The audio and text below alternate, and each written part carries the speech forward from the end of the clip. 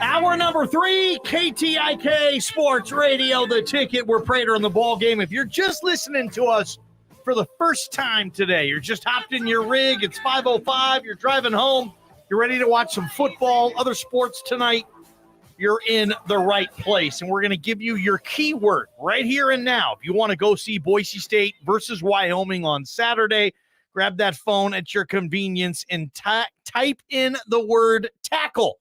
You're going to tackle the competition. Type tackle to 208-424-9300, and you automatically put yourself in the contest, which will be drawn tomorrow to win tickets to this game. We'll give you that keyword a little bit later in this hour, Prater, but we're talking Buffalo Bills, Khalil Shakir a little later, but right now, a get-right game.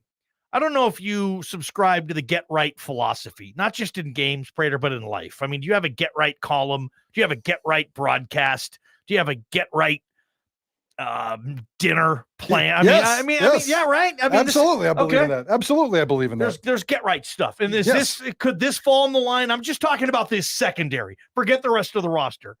Based on what Wyoming has done through the air this year, 11th in the Mountain West, 160 yards per game. That's all they throw for. Could this be a get right game for the Boise State secondary? On paper, yeah, sure. But do we trust Boise State to get right in anything right now? And sometimes when you get stuck in these seasons, it's hard to get unstuck out of these seasons. And I'll see it when I believe it. Absolutely on paper. Boise State's defense is terrible. The back half of its defense is terrible. Let's also talk about the front half of its defense in terms of giving up pass plays, giving up explosive plays. And certainly this would be a good matchup. If Wyoming comes in and beats Boise State through the air, ball game, we got problems. Oh, God. SpaghettiOs, right? Yeah, we got big-time problems. And I know you love your boy Peasley, and Peasley probably does a lot of different things really good at quarterback. And Bob tried to tell us today, and I looked at the numbers, and I think you did too, the production. Peasley's production is much better than what Boise State's doing at the quarterback position. But he does everything but pass and pass deep. And the pass game really isn't there. He's tough. He's physical. Yeah. He's instinctual. He's timely. He's going to do all the things that drive you crazy. But if he beats you with a 50-yard bomb, then Boise State's defense has got big troubles. They got big troubles now, but this is potentially, as you like to say, a get-right game. Yeah, I mean, Boise State so far this year is surrendering 304 passing yards a game. When you mentioned that today, I think I know this football team pretty well. In stats and backups and roster, I had no idea. I was like, are you serious? 304. Are you serious? That's what, and Penix was what, 455? So, I mean, but at this point, I don't give a rip. You played 7 games. There's enough data. You're good or something. You're good at something or you're not at this point. And at this point, Boise State is not good as a secondary, slowing down a passing attack. Now, Wyoming, they average 160. Boise State gives up 304. Something's got to give. Maybe Wyoming and on sports radio, whatever the version of Prater in the Ballgame is over in Laramie. I'm sure that's a hell of a show. Whatever they're talking about, they're probably saying right now, this is a get-right game for Andrew Peasley. Yeah, really. Right? It works both ways. It really, truly does both ways. And the completion percentage, beyond the yardage totals, the completion percentage is alarming. We all know the trouble of Boise State's quarterbacks. 56% they're completing collectively. That's horrible. Yeah. Wyoming's at 64%. That's barely average in college football anymore when you're trying to push for 70. But that's almost 8 points more so. And then diving into Bob Beeler's brain, which is always dangerous and informative at the same time.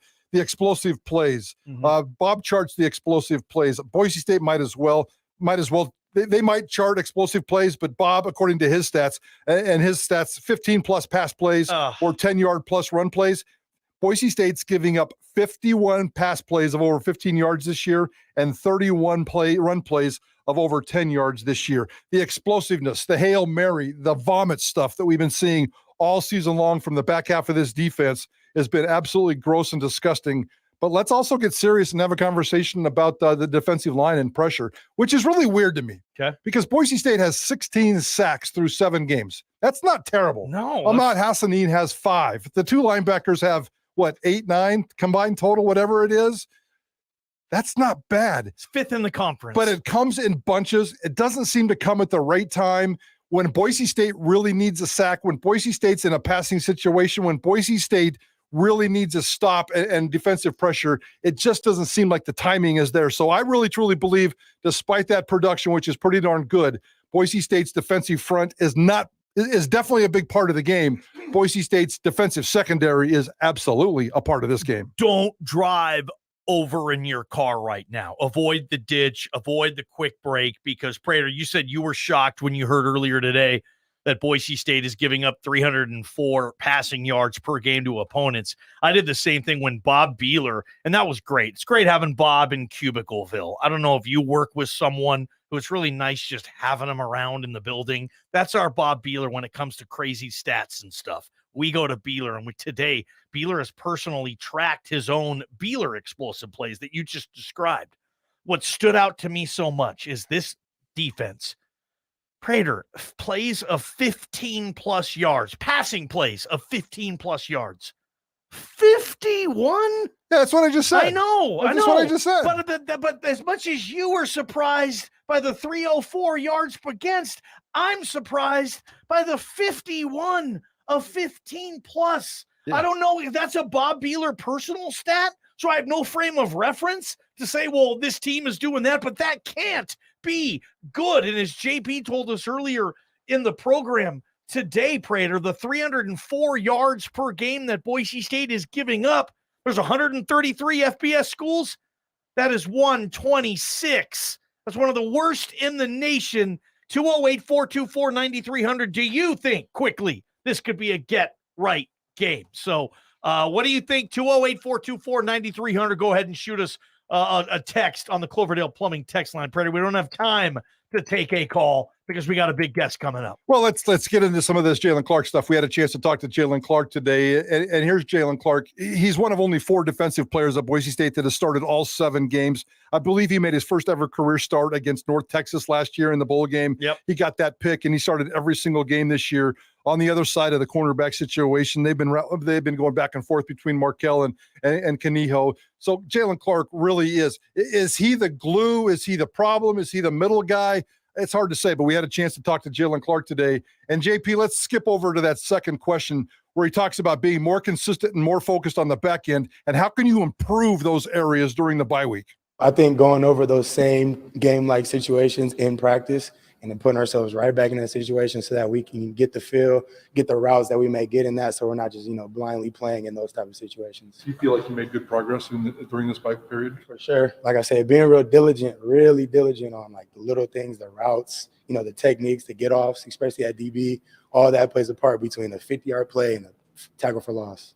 There's Jalen Clark again, Boise State DB. Been one of the solid pieces in this secondary, let's be honest, that has been anything but solid this year, Prater. But JC went on to say today, he was asked, where does this defense need to grow over the next 5 games? Here's what cornerback Jalen Clark said.